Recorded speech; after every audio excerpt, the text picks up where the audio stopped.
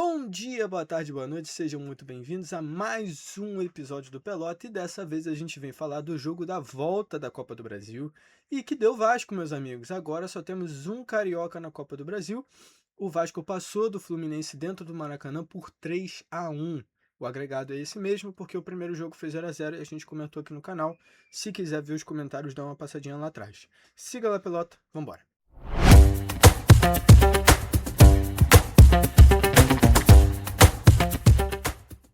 Bom, eu preciso levantar alguns pontos aqui, porque a gente tem altos e muitos baixos, né? Por obviedade, os altos são do Vasco, né? Eu acho que a gente viu um Vasco muito diferente, eu repito, do que a gente costumou a ver nos últimos jogos do Vasco, né? Tanto na Copa do Brasil no último jogo, tanto na Sul-Americana, tanto, enfim, todos esses outros jogos a gente viu um Vasco muito diferente ontem dentro do Maracanã. O que eu preciso, como eu vejo, né? Como é a minha opinião sobre essa mudança do Vasco? Duas coisas. Primeiro, quando é clássico, as coisas mudam. Né? Eu não consigo acreditar no argumento das pessoas de que, não, contra o Fluminense não é clássico, clássico é só contra o Flamengo, enfim. Clássico é clássico. Não existe essa escolha de, não, clássico é só com o Fulano. Não, clássico é clássico. Não existe isso. Então, o jogo com um Fluminense é um jogo que você vai naturalmente jogar de uma forma diferente. Claro, se você já está há muito tempo no clube, se você tem uma identificação com o clube, obviamente você vai jogar ainda mais, né? Ainda mais.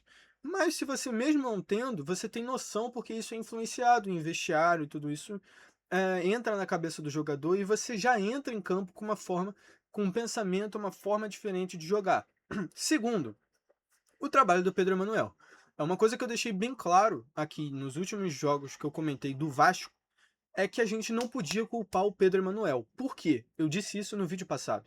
O problema do Vasco nunca foi tático. O problema do Vasco sempre foi técnico. Ou seja, não técnico, de novo, não técnico a pessoa, o técnico os jogadores, a qualidade dos jogadores, a habilidade. O problema do Vasco era a habilidade. A habilidade dos jogadores que tinha no elenco e no elenco reserva não era a nível de Vasco. Ponto. Não era nível de Vasco. Ainda tem. O que mudou? Por que o Vasco agora apresentou um bom futebol? O que mudou? Os reforços já chegaram? Não. O elenco continua o mesmo. Porém, no primeiro jogo da Copa do Brasil, o Vasco foi sem coração. Como eu digo isso? O Vasco tem um coração. O coração do seu time é o Thiago Mendes. E o Vasco foi para o primeiro jogo sem coração e conseguiu arranjar um empate. Vem para esse outro jogo, consegue recuperar, bombardear o seu coração, né? E traz o Thiago Mendes de volta e muda a escalação. O Pedro Emanuel coloca o Nuno na ponta esquerda, coloca o Andrés Gomes na ponta direita, onde ele geralmente rende bem, e no meio ele coloca o Brenner. Já vou falar dele, calma. Tô falando ainda do Pedro. Isso é uma jogada inteligentíssima. Por quê? O Fluminense ele tem uma característica de ser um time mais tático, um time mais com a posse, um time que tem mais as transições em toques rápidos. Então, para você bater de frente com esse time, você tem que fazer da mesma forma. Manter a posse para que eles não tenham a posse e façam transições rápidas e ter as suas transições rápidas ou os seus contra-ataques. Inclusive, isso é um dos pontos de erro do Fluminense, né? As transições, quando o Fluminense tinha oportunidade, não estavam dando certo. Tava tudo muito desorganizado. Um subia e não pegava a bola, o outro ficava e passava a bola errado. Enfim, já vou falando do Fluminense, voltando pro Pedro. E isso mostra que o time finalmente entendeu, o time finalmente encaixou e conseguiu colocar isso em prática dentro do campo para ganhar do Fluminense. Então, por isso que a gente viu um time diferente. Eu tenho que destacar aqui o meio de campo do Vasco. O meio de campo do Vasco eu tinha sido criticado por mim no último vídeo. Que eu falei que era um meio de campo muito inoperante, que era um meio de campo que eu não fazia nada, pegava a bola e não agia. Essa é a diferença do Thiago Mendes. Com o Thiago Mendes, o meio de campo do Vasco se sente mais seguro e ele mesmo faz com que o meio de campo fique mais ofensivo. Né? Ele mesmo, como pessoa, faz o meio de campo do Vasco ficar mais ofensivo, mais trabalhado. Então o Thiago Mendes se torna uma das peças principais do Vasco há muito tempo, né? Desde que ele pega seu futebol de volta, né? Reacende no Vasco e ganha a vaga de titular, ele se encaixou perfeitamente no clube, no time e no elenco. Então ele é uma peça indispensável. O Vasco sente muito quando ele tá fora. E o Pedro também sentiu. O Pedro Emanuel também sentiu e teve que segurar o empate ali no primeiro jogo. É, Falando do Brenner, eu aposto com qualquer vascaíno que saísse do Maracanã que ninguém, absolutamente ninguém, imaginou seriamente, tá? Honestamente, que o Brenner fosse fazer gol contra o Fluminense. Desculpa, gente, não tinha como imaginar isso. Coisas do futebol carioca. Fez os 2 gols do Vasco. E mostra também outra parte do trabalho do Pedro Emanuel, a reconstrução de jogadores, né? O Jair é um jogador que está voltando de lesão e está jogando perfeitamente, está ajudando muito o Vasco, né? Entre outros jogadores que ele já está conseguindo reconstruir, eu acho que até um pouco do Robert Renan, acho que tem um pouco de dedo dele, né? A gente continua dedo do Pedro. Acho que o dedo do Pedro está sendo no Robert Renan, acho que ele melhorou muito, tá segurando muito a zaga recentemente. No Brenner, agora, né? No Brenner agora que a gente viu, e no Jair, né? A gente pode ver isso com outras pessoas, né? Por exemplo, o Nuno, que perdeu seu futebol há muito tempo, jogou bem no jogo de ontem, mas ainda assim tem muito que melhorar. A gente já viu ele jogando muito mais. Então, eu acho que ele ainda pode participar de uma reconstrução. E entre outros jogadores, inclusive jogadores da base, né? Como Ramon Henrique, como Breno Lopes, como, enfim, outros jogadores, até o próprio Cauã Barros, são jogadores que precisam de um treinamento melhor, um treinamento mais especificado para o que ele quer, e com isso ele vai levantando o clube, vai levantando o time. O Brenner fez uma partida feijão com arroz. Eu não vou dizer aqui pra você que só porque ele fez 2 gols ele fez uma partida espetacular. Não é da característica dele de participar muito agora, na verdade, né? No início da carreira dele, principalmente no São Paulo com o Diniz, ele participava muito das transições, voltava pra tocar bola, voltava pra fazer contra-ataque. Poucas vezes ele fez isso no jogo de ontem, mas fez, então mostra a característica dele realmente. Ele ficou um pouco mais à frente como centroavante de ofício, que não é a característica de fato, não é a característica dele, mas conseguiu se virar, conseguiu fazer do seu jeito. Aquele gol foi um achado, o primeiro gol foi um achado, né? Já o segundo foi por pura vou dizer, acho que foi por puro entrosamento. Porque o Andrés ele olha pro Brenner e confia no Brenner para ele fazer o gol. E o Brenner, por sua parte, confia em si mesmo para fazer esse gol. Então eu acho que é mais uma questão de entrosamento, de amizade, que mostra que o grupo tá unido, tá completinho, tá fechadinho, que que ele fez esse segundo gol, adquiriu a confiança em si mesmo e um pouco do carinho da torcida. Eu imagino que muitos tenham ido para a fila do perdão com o Brenner. Mas a gente ainda precisa ver mais dele para realmente até pensar nele ser como titular oficial do time, né? Enfim, se ele marcar nos próximos jogos, enfim, em momentos decisivos também, é um jogador que com certeza vai ser lembrado nos momentos mais difíceis. Enfim, isso eu digo do Vasco. Eu acho que o Vasco jogou muito bem. No início do segundo tempo, o Fluminense avançou mais, fechou mais, deu uma fumaça danada, mas não conseguiu transmitir isso de que fosse matar o jogo, de forma para matar o jogo. Fez o primeiro gol, assustou o Vasco realmente. O Vasco chegou a fechar sua casinha durante um tempo, mas o Vasco fazia transições rápidas, com contra-ataques rápidos, na verdade, muito bons e mais ofensivos. Ele coloca no segundo tempo, bem no finalzinho, jogadores mais rápidos, como o Adson, como o Pumita, que faz o terceiro gol. O David, que não é um jogador tão rápido, mas ele assim, tem umas características que podem ajudar, principalmente no corpo a corpo. É, Ele coloca o Barros para segurar um pouco mais a defesa, que o Barros é bem mais defensivo do que qualquer outro. O Jair já estava bem cansado também. Eu acho que o Barros entra no lugar do Jair, inclusive, né? O Tietchan que sai para entrar o Ramon Henrique, que ainda está precisando mostrar mais do seu futebol, mas o Barros já é um jogador consagrado, entre aspas, no time, e ele ajudou bastante ali na área dele. É, e os outros jogadores, o Andrés, que já estava há muito tempo, continuou correndo como sempre, isso é impressionante. E os outros jogadores que entraram, o Adson, o David, o Pumita, entre outros, que ajudaram nesses contra-ataques. O David ainda fez um gol anulado, perdeu um gol cara a cara e ajudou no lance do terceiro gol com o Pumita. Tá? Essa é a minha visão do Vasco. Eu espero que o Vasco continue assim para os próximos jogos, para tentar sair da zona de rebaixamento, porque a gente tem que lembrar disso. Mas agora falando do Fluminense, propriamente. Falando do Fluminense agora, eu preciso deixar bem claro uma coisa aqui. A gente não pode deixar de comentar que o trabalho do Zubeldia nos últimos tempos é um trabalho ruim.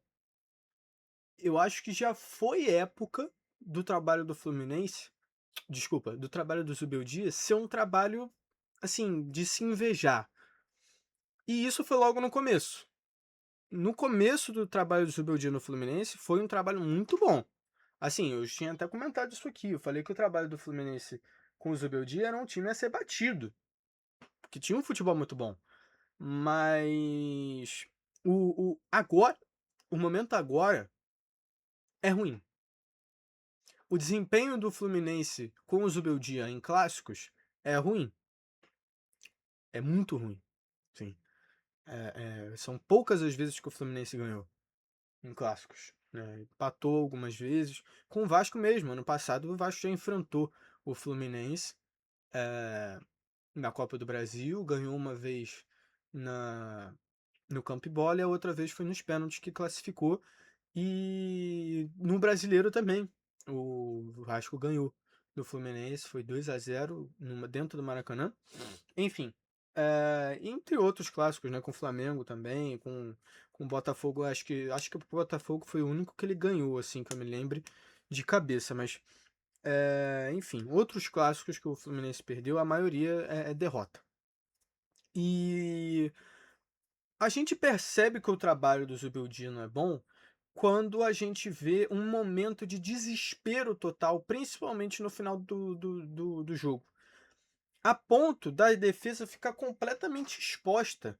Quem estava ali atrás no terceiro gol era somente o Igor Rabelo, de defesa. Somente o Igor Rabelo. O Ignacio estava lá na frente. O Guga Villani, o narrador da Globo, direto falava: ó, os zagueiros estão virando atacante, os zagueiros estão virando atacante, porque eles estavam subindo direto. Ele botou o Ganso atrás para fazer esses cruzamentos, que o Ganso é espetacular nisso, é profissional, e tentou dar um jeito ali na defesa. Ele achou que o Vasco não fosse fazer um contra-ataque tão bom, tentou fechar o Vasco ali com todos os seus jogadores, mas não conseguiu, e entregou o terceiro gol. Assim, não só isso, né? Não só isso. Acho que as transições falhas, uma jogada que poderia ter sido muito bem aproveitada, que era o lançamento do Ignacio ou do Fábio para o John Kennedy entre os zagueiros, que estava dando certo, deu certo duas vezes. Foram as duas vezes que o Fluminense melhor chegou no gol com o John Kennedy. Ele não aproveitou, ele não construiu, ele não fez o time ser um time campeão. Aquele gol ali do Martinelli talvez possa até ir um pouco contra o que eu estou dizendo, porque o Fluminense fechou muito no início do segundo tempo. Fechou muito. Mas demorou demais para fazer com que o jogo acabasse. Porque, gente, o Fluminense ele tem no plantel dele capacidade de nem fazer, nem tomar 3 gols do Vasco. Nem tomar 3 gols do Vasco. Ah, mas Francisco, a defesa também não é a mesma defesa e tal, que não sei o quê. Ok, é justo. É justo, a defesa não é a mesma. Mas essa mesma defesa conseguiu segurar um 0-0. E outra coisa, a defesa não foi uma das principais culpadas dos gols que tomaram. O primeiro gol não foi da defesa, né? O meio-campo deixou o Brenner sozinho. O segundo, talvez pela marcação frouxa, mas qualquer marcação mais pesada ali seria pênalti ou falta no Andrés, né? Que é o Andrés que passou a bola, seria falta. E o terceiro gol, ali sim foi uma falha da defesa, mas provavelmente foi uma instrução do Zubeldia. O Zubeldia, ele precisa mudar. Eu acho que quando um técnico, ele forma um time, ele forma um estilo de jogo, ele forma todo um jeito de jogar, ele segue com esse estilo até dizer chega. E vai dando, não mexe em time que tá ganhando. Quando você começa a perder, você precisa mudar. Isso é um defeito de muitos técnicos, né? O próprio Diniz, por exemplo, é um técnico assim que insiste nas suas escolhas de jogadores e estilo de jogo, pouco muda, né? O Zubeldia é a mesma coisa. O Zubeldia pouco muda o estilo de jogo dele, pouco muda os jogadores que ele tem à disposição. As trocas são sempre as mesmas. Soteldo, Nonato, Hulk, sempre a mesma coisa. É sempre a mesma coisa. Então, o Fluminense precisa de uma modernidade maior, ou então pelo menos que seja moderno, mas que mude. Tá na cara o que o Fluminense vai fazer. O Pedro Emanuel estudou o Fluminense e conseguiu controlar o Fluminense. Durante o segundo tempo, com certeza ficou mais difícil. Mas o Vasco tem um defeito dele de sempre quando estiver com um placar confortável, recuar. Isso é um defeito do Vasco histórico. Muito tempo isso, né? E agora, com essa vantagem, essa domada de jogo, não conseguiu pelo menos empatar. Empatar. Então, mostra um trabalho incompetente. Mostra um trabalho que não é bem feito. Não é bem feito. Se você cai para o mesmo time, não tem muita diferença. É, claro, tem uma diferença de Coutinho, Verratti, Ryan, tudo mais no Vasco. Mas assim, o Vasco de hoje, que enfrentou o Fluminense ontem, é muito pior do que o Vasco que foi antes. E foi com o mesmo técnico. É muito pior. Muito pior. Gente, o Brenner fez 2 gols no Fluminense. Só isso. Se eu falo isso para um vascaíno há uma semana atrás, ele ia falar que eu sou um louco. Que eu sou lunático. É isso que ele ia falar. Porque não existia isso. Não existia isso até ontem. E o Fluminense conseguiu fazer essa proeza. Então, é um trabalho incompetente. É um trabalho ruim. E me assusta saber, né, ver a notícia de que a diretoria do Fluminense nem pensa em trocar o técnico. Nem pensa em trocar o técnico.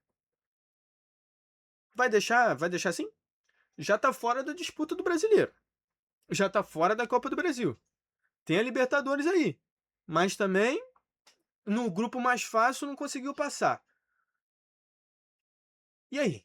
Como é que vai ser? Como é que a gente vai agir? Como é que vai mudar? Vai continuar assim? E se cair para o Libertadores? Aí que vai tirar quando sair de todas as competições, que vai demitir o técnico? É essa diretoria que quer a evolução do Fluminense, que quer o Fluminense nas cabeças? Desculpa, gente. Isso tá nítido que é falta de organização, tá nítido que é descaso com o torcedor. Porque, assim, o primeiro jogo da Copa do Brasil contra o Vasco, semana passada, o sábado, foi um público bem abaixo da torcida do Fluminense. Mas ontem, a torcida deu um show. Presença não faltou. Presença não faltou. Ah, mas a torcida não vem, não apoia. Ontem não pode dizer que foi isso. Mosaico, fizeram uma festa lá, levantaram bandeirão, enfim, tudo que eles podiam fazer eles fizeram. Cantaram o jogo inteiro, o primeiro tempo só deu a torcida do Fluminense, só deu a torcida do Fluminense, vamos virar Nense, enfim. E quando fez o primeiro gol, começaram a cantar o negócio da bênção do João de Deus, né, que é uma tradição da torcida do Fluminense. Apoio não faltou. Agora, uma andorinha só não faz verão. O time não joga, a torcida não joga. A torcida não entra lá em campo e joga. Não faz isso, né? O time precisa retribuir.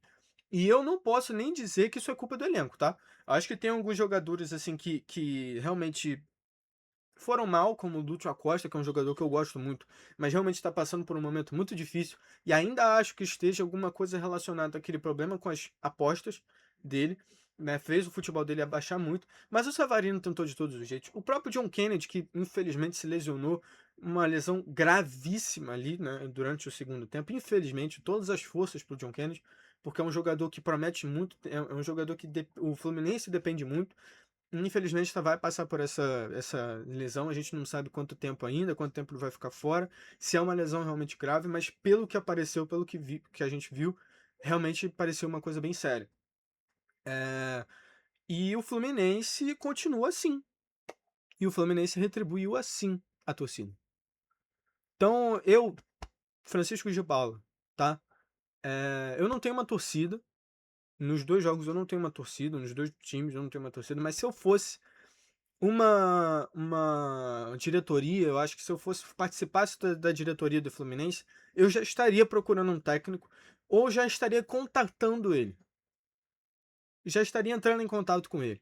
Porque deixar o cara lá, trabalhando, esperando dar algum resultado, e ele não ter a cabeça, a mente de querer mudar o jogo, não vai dar certo. Não vai dar certo. Só pode dar tudo errado nisso. Né? Eu sei que o Fluminense quer ganhar o bi da Libertadores. Eu acho que é o princípio, o principal objetivo, mas do jeito que tá, vão ser times muito mais difíceis na Libertadores, tá? Vão ter times muito mais difíceis, mais complicados do que o Vasco. Certamente. E o Rivadavia, que é o time que o Fluminense vai pegar na Libertadores, é 30 vezes mais complicado do que o Vasco. Então, assim, precisa começar a pavimentar, botar barba de molho, porque senão vai complicar. Vai complicar. Precisa mudar. Por isso que eu digo, não vai contratar o técnico? Tem certeza? Ah, mas o mercado, que tal, que não sei o que, talvez o mercado do futebol brasileiro esteja realmente escasso. Porque a gente sempre pensa nas mesmas pessoas. O Tite está livre no mercado, o Renato Gaúcho está livre no mercado, sei lá, algum técnico argentino está livre no mercado. Sempre são os mesmos nomes. O Pedro Emanuel nunca entrou nos pensamentos do Vasco, de qualquer outro clube do futebol brasileiro. E tá aí. Ainda não perdeu. Ainda não perdeu com o Vasco, né? Ah, não, desculpa, perdeu sim com o Vitória. Primeiro jogo, perdeu contra o Vitória fora de casa. Mas ele já tá aí um tempinho sem perder. Carregando um empate e a primeira vitória agora. Então, a gente vai ver um resultado a longo prazo, claro, isso não diz nada pra gente, mas o Vasco achou um treinador que se encaixou com o clube sem estar na lista dos treinadores que a gente sempre vê. Então por que não tem um scout? Por que o scout do Fluminense não procura um treinador que se encaixe com o estilo do Fluminense, né? Então, assim, eu acho que é isso. O que o Fluminense precisa fazer é isso. Mudar o seu jeito de jogar. Caso ao contrário, caso o Zubeldia continue com a sua teimosia e não mude, pegue o seu banquinho e saia de mansinho. Meus amigos, o vídeo é esse. Espero que vocês tenham gostado. Deixa o like, se inscreve, compartilha para quem gosta de futebol aí. Espero que eles gostem dos meus comentários. E é isso, tamo junto, até a próxima. Tchau, tchau.